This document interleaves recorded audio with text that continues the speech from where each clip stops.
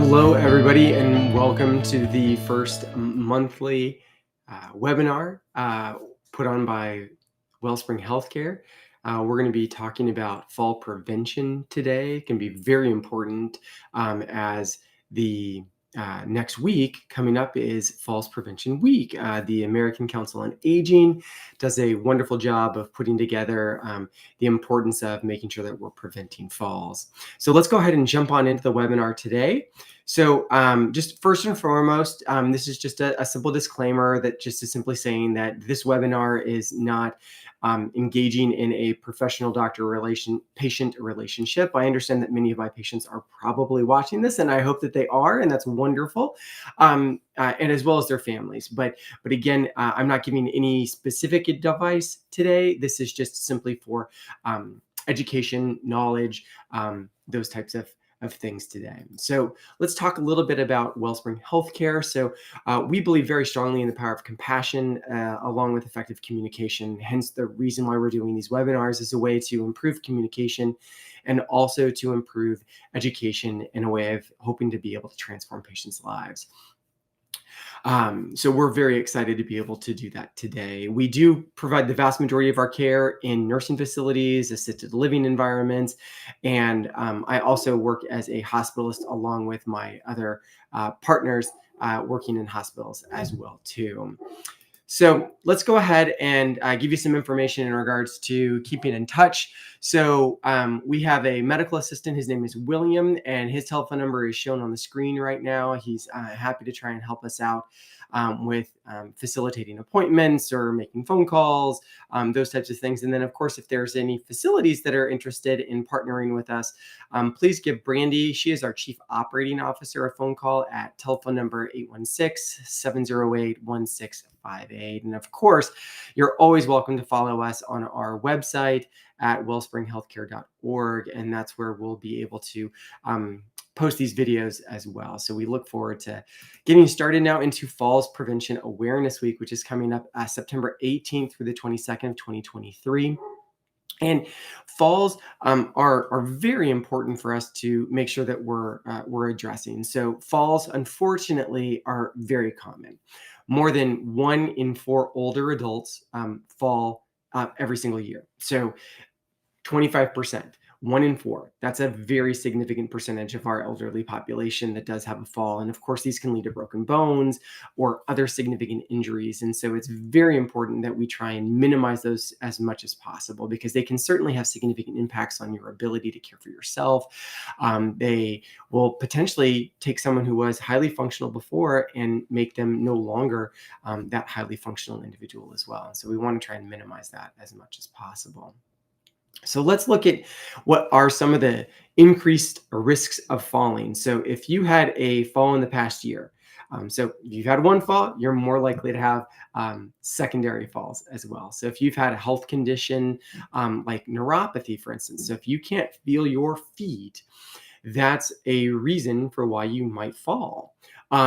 Sometimes patients, as we age, we notice that we're having a little bit more trouble getting up, or that our balance may be unsteady, or that we're having some difficulty walking up some stairs or even stepping up a curb. And that simple act of getting your foot up and over can sometimes be a little bit challenging. And so we need to be cautious in regards to these situations. Well, the other thing is what about difficulties with vision? So as we age, sometimes our eyes start to betray us a little bit.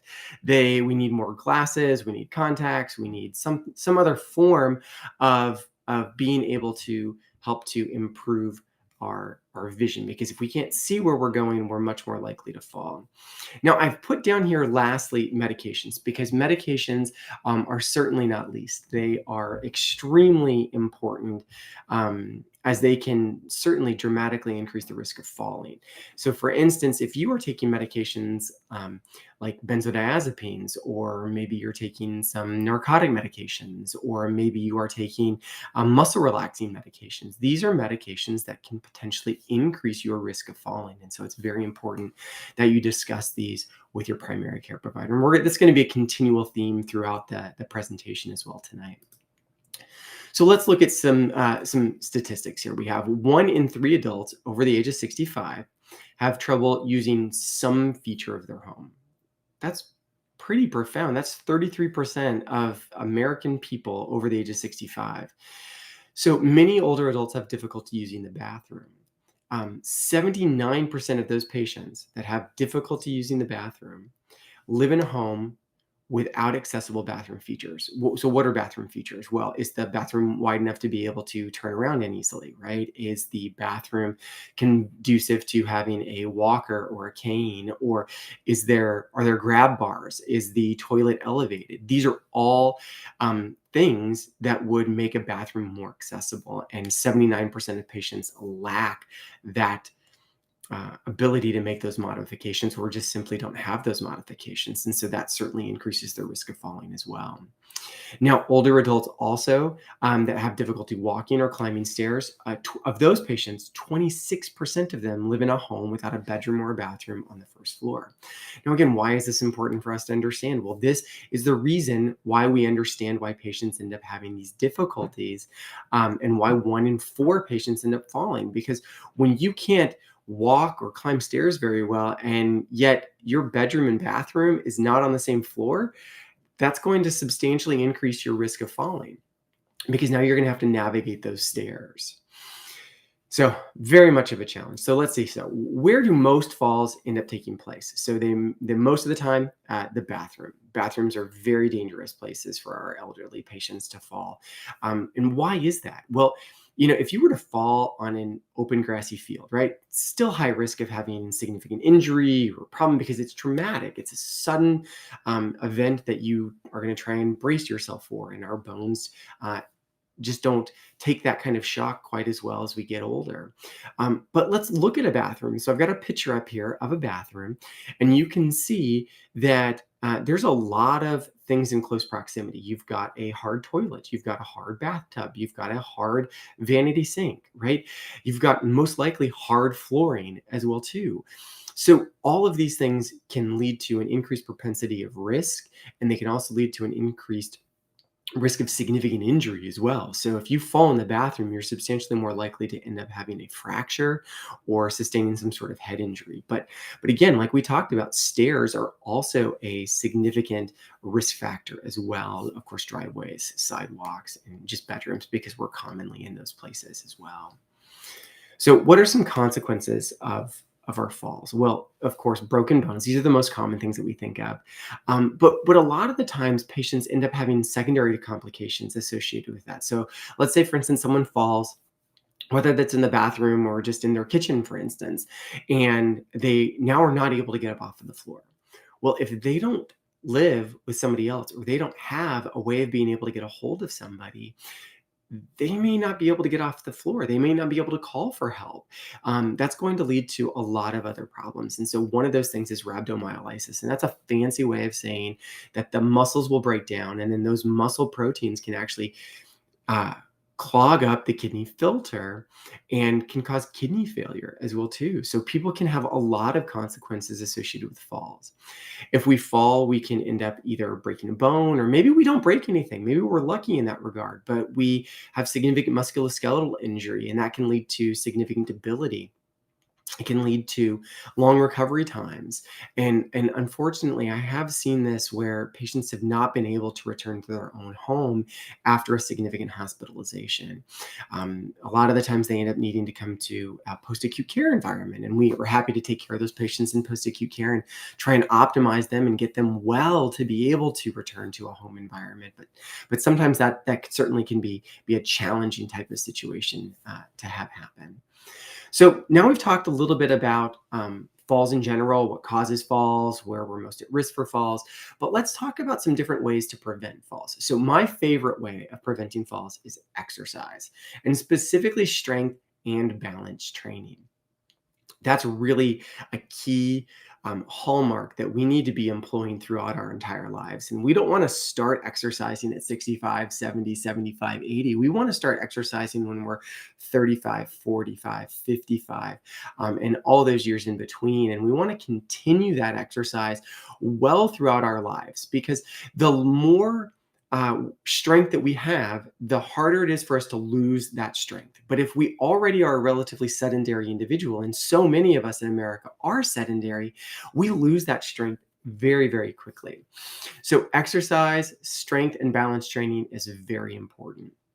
One of the other things that I find is going slower helps. And this is a challenge because for our entire lives, we've been able to go at a set speed. Some people go faster than other people, but as we age, our reflexes just aren't quite as fast. And that's not a negative thing. That's just the natural process of aging, but we have to start slowing ourselves down just a little bit. So bathrooms are some of the dangerous places. Oftentimes, especially as we age, we may have some issues where we need to go to the bathroom more frequently, or we have a sudden onset of urgency. So we're trying to rush quickly in a situation where we've lost strength, we've lost balance, we are now rushing into an environment that is dangerous. And so we're going to be more likely to fall. And that can sometimes be a significant challenge and certainly a significant risk. So we want to try and slow ourselves down, and that's hard to do, but we have to make a conscious effort to certainly try and do that. So let's talk about what other types of things that we can use to prevent falls. So if we're one of these people that has started to notice that we're having some difficulty going up and down stairs, or we're having more of a shuffling gait, or we're not quite feeling our toes quite as well because we have diabetes and we're developing neuropathy, we really want to start to use walkers and canes and these types of devices in order to help to steady ourselves, to add as a secondary balance. We want to start to employ um, railings inside of our bathrooms, grab bars in the showers. Those types of things are very, very beneficial, or even shower chairs can be very helpful. Again, I said it earlier in the presentation, but a common theme is going to be going over medications, right? So we want to try and minimize and reduce those medications as much as possible. That's going to be a key factor. So those sedative medications, those medications that can potentially lead to um, injury or that can lead to falling, we want to try and minimize those as much as possible. So let's go over again some more risk mitigation. So going over our medications, reducing those sedatives, narcotics, muscle relaxers, and then of course managing those chronic conditions, right? Like our neuropathy and our osteoporosis. So if we have osteoporosis, we want to make sure that we're taking medications like Boniva or Fosamax, or we're taking our calcium and our vitamin D and we're having those levels checked. And those are things that are important to talk about with your primary care provider so that you can make sure that you're getting optimization in those. So if you were to fall, that your bones will be as strong as they possibly can be. And then of course, we want to have yearly vision screenings as well too. All right, so I want to talk a little bit about a personal note. So this is a picture right here of Mr. William Moore. Mr. William Moore is my grandfather. And he has unfortunately passed on several years back, but I had the great pleasure of being able to help participate in some of his care in between my first year of medical school and my second year of medical school. I had 6 weeks where I got the opportunity to have off for summer break, and I came down and I went over to my grandfather's house for 4 hours every day, and we worked on a number of different exercises. And he was having a lot of these problems, and he was having difficulty getting out of bed, he was having difficulty going to the bathroom.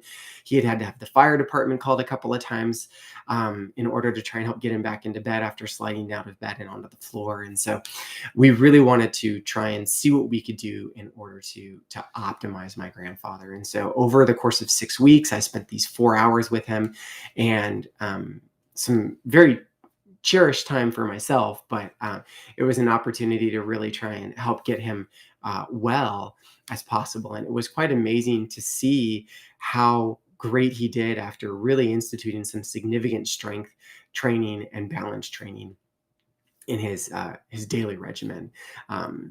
So that was a wonderful experience, and it's really kind of solidified to me how important strength and balance training is, and that even when we started doing his strength and balance training into his late 80s, as a matter of fact, he improved quite dramatically with the daily regimen. All right. So let's kind of summarize things here. So, of course, falls are common. We know that, and we want to try and mitigate those falls as much as possible. So, falls happen when we least expect it and often when we're in a hurry. So, slowing down and certainly having a good baseline level of strength and conditioning is going to be key. We can reduce our risk of falls by engaging in regular exercise and talking to our physicians about our medications. And then certainly optimizing our chronic conditions like our neuropathy, diabetes, and getting our vision checks once a year is going to be very, very important for us.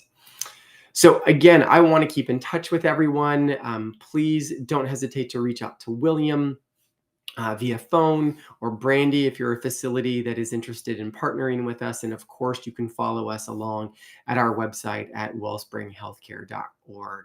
And again, I really appreciate you taking the time to come and visit with us.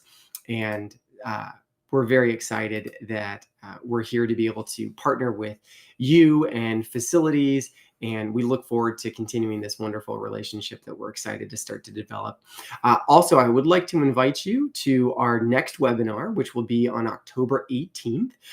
Please go to our website and you can go ahead and sign up for that link so that you can continue to get the reminders for it. And in that month, we're going to be talking about breast cancer awareness. So again, very important for all of our men and women in the audience. So we look forward to seeing you at the next webinar in 1 month.